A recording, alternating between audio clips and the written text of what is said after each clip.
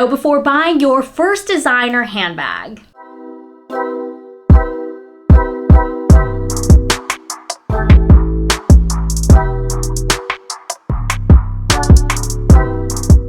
Hi guys, welcome back to my channel. My name is Celesta. We talk about all things luxury shopping and handbags. If you love those things, make sure to subscribe, hit that bell notification. I do post videos every week. So as many of you know, I clearly love my handbags. So I wanted to give you guys some tips and things I've kind of learned along the way as I've been shopping for handbags, what I would have done differently if I were to buy my first designer handbag now, and really just kind of walk through that thought process with you guys so you are 100% certain that you are making the right decision for you.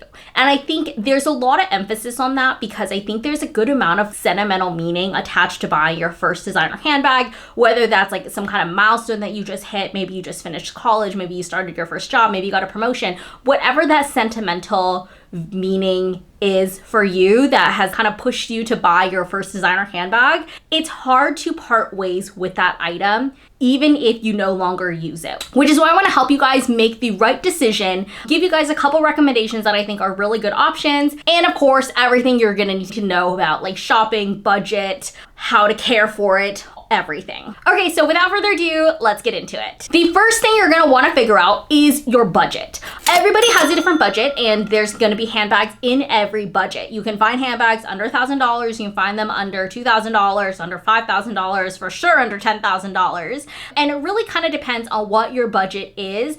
I personally would try to stick to brands kind of like within that budget. So for example, if my budget is $2,000, I'm not gonna go look at Chanel. You know what I mean? I think Chanel would be a purchase for another time, but I do think kind of the sweet spot is around $2,500. I used to say it used to be around $1,500. With all the price increases in the last couple years or so, I think kind of the sweet spot is around $2,500. I think for $2,500 or around $2,500, you can find something that is going to be versatile. It's gonna be something that you're gonna use all the time. It's gonna be an all leather handbag, so you're not gonna have to worry about like logos, whether it's too loud and you know, all of these things. So I think kind of the sweet spot is around $2,500, which is why some of the options that I'll give you are kind of around that price range as well. The next thing is whether it's a classic bag or not.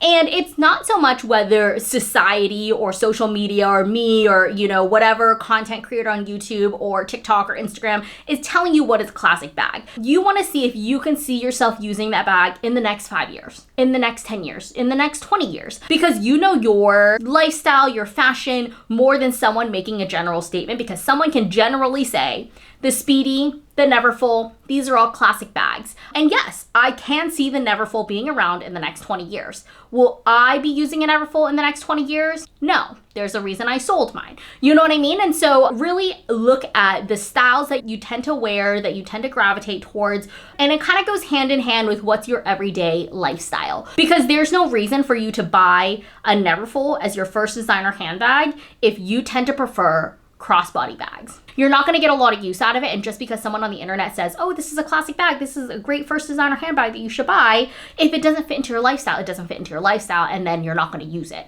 I have personally found that if you need to force yourself to use the bag, or you have to make it work for you, you're probably not gonna wear it very much, and it's probably not a very good option. When I first started looking for my first designer handbag, I really watched the videos of like, these are the 5 handbags you should buy as your first designer handbag, and these were the Neverfulls, these are the Speedies, classic flaps, you know, things like that, but they didn't fit my lifestyle, they didn't fit my style. And now most of those bags that I did end up buying are sold for my collection. So I do have a couple styles to recommend. I did keep them under or around $2,500, $3,000. And most of them are also styles that you can wear multiple different ways. If you've been for a while, you know that that's something that I always emphasize, because I want to be able to dress the bag up for evenings, date night, dinners, you know, things like that, but also be able to wear it with an everyday outfit. I also picked things that are a little bit more carefree. So I'm not going to be recommending like a lambskin option, a suede option as your first designer bag,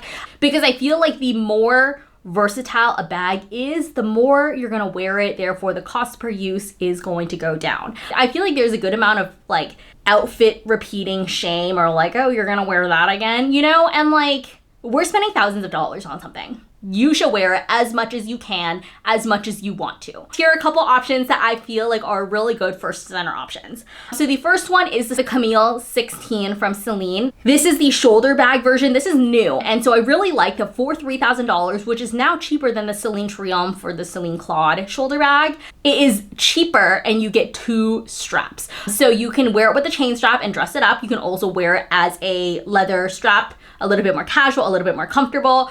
2 different ways to wear the bag, and given that it does have both straps removable, you can actually just wear it as a little clutch as well. So if let's say you're going to a wedding, I think that could be a really good option just to wear it as a clutch. The Loewe Paseo satchel is also a really good option. Again, you can wear this as a shoulder bag, as a crossbody. This I feel has a little bit more of a casual look to it, but I know there's a really big emphasis right now with like quiet luxury, no logos. And so most of the options I actually didn't include like major monogram, big logos, things like that, because these styles also like come in waves.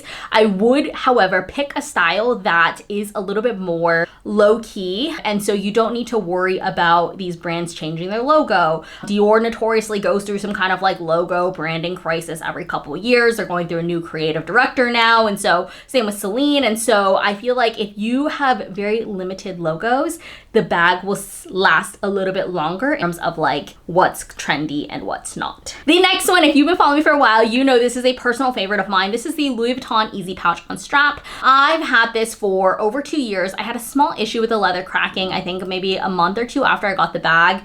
Ever since then, really no issues. I think the biggest issue that I've had is color transfer, which is kind of my own doing. I love, love, love this bag. You can wear it as a shoulder bag. You can extend the strap, wear it as a crossbody. It also comes with a chain strap. You can take off all the straps to wear it as a clutch. You can add your own strap to it. The only thing with this bag is that it is quite small. So it doesn't fit much. You're gonna fit maybe your sunglasses and a card holder and a lip gloss, and that's about it. It does fit a phone, but like once you put your phone in there, not much else fits. So you really have to pick and choose what you want to include in this bag. I genuinely love this bag so much. I think for the price point you're getting, for I think around $1,600-$1,700, you're getting an all leather handbag from Louis Vuitton. It has a little bit of logos on it. I do love a logo, you know, but it's not like screaming in your face monogram canvas, and so I think it makes for a really, really good option. The next one I would also recommend with Louis Vuitton is the Nano Speedy. I personally prefer smaller handbags. I think if you prefer a little bit larger, I would go up to the size 20. I think anything bigger than the 20, it's a little bit harder to dress up for evenings, date nights, things like that. But I think the Nano Speedy and the Speedy 20, you can very easily wear as a little top handle bag. I would get this in Empreinte. I did do a Nano Speedy comparison, I think, and kind of talking through like different options with the Nano Speedy. I would avoid getting anything with vachetta. I have the Nano Speedy in Vernis. It's like the limited edition, I think for Valentine's Day last year, and it has vachetta handles, and it's just not the most carefree. If I could go back in time and repurchase my first designer handbag, I would not get the Neverfull strictly because it has vachetta on the straps and the trim and everything like that, because vachetta will darken over time. The bag will look dated. It stains with water, with sun, with oils, everything. If you look at it, it will stain. And so I personally, I know a lot of people like the look of like dated vachetta and used, and they want it to look loved. I personally want my handbags to look as new as possible for as long as possible, because I'm not treating it badly. Like, I'm treating my bags well, so I want them to look like they're in good condition or like new condition. So that's kind of my beef with vachetta. With that, you can find a Nano Speedy with an Empreinte leather very similarly. I think that's around $2,000. That does have the adjustable strap. You can take off the strap, wear it as the top handle, low key enough.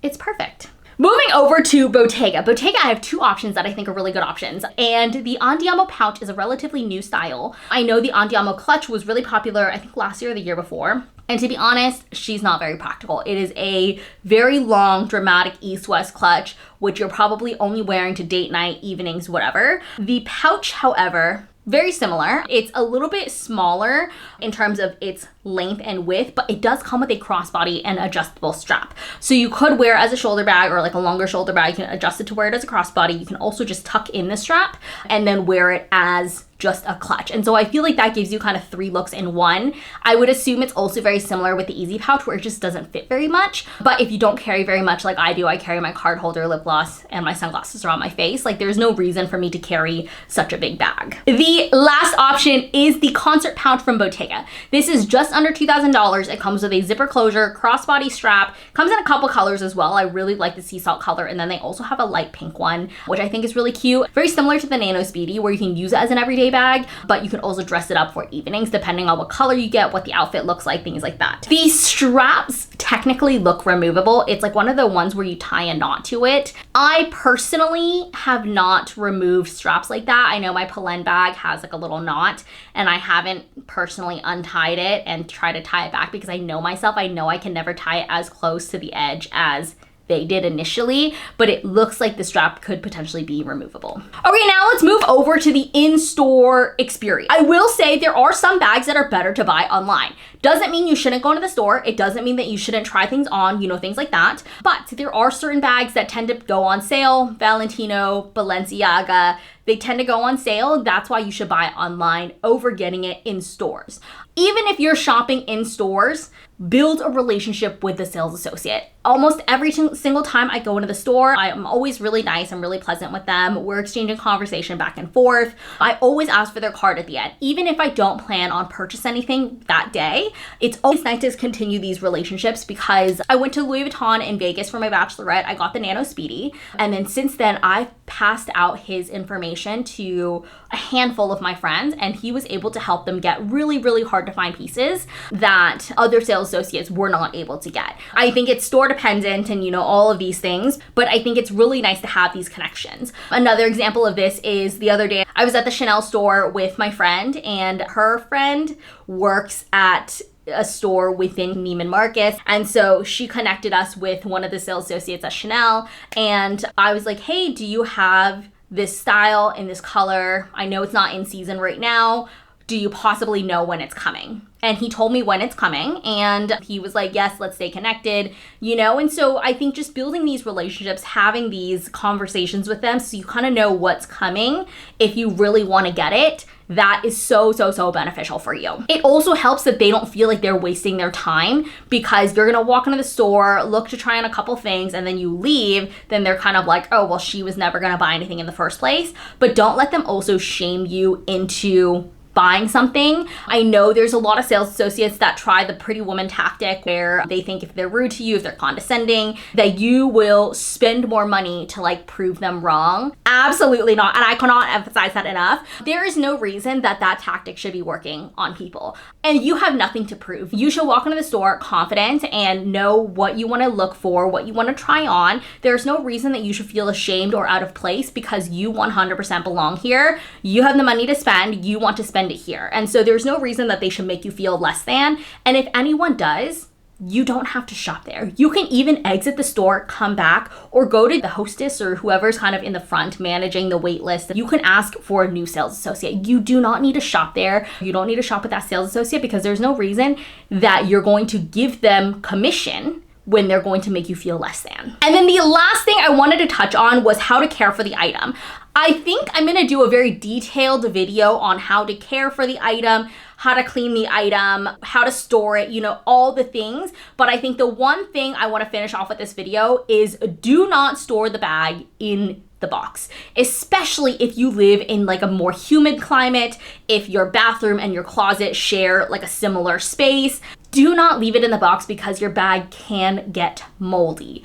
And so that's the biggest emphasis. I will be doing a clean storage, how to care for the bag next week. So if you're interested in that, make sure you follow along. But I cannot emphasize that enough. Do not put it in the box. I hope you guys enjoyed this video. I hope this was helpful for you. Let me know in the comments if you guys are in the process of shopping for your first designer handbag, or what your first designer handbag was. I love to hear what other people got, because I obviously got the Neverfull as my first bag, and it's no longer in my collection today. So I'm curious to hear what you guys ended up getting and if you guys still have it. But I hope you guys enjoyed this video. I'll leave another video for you guys here, and I'll see you guys next time. Bye!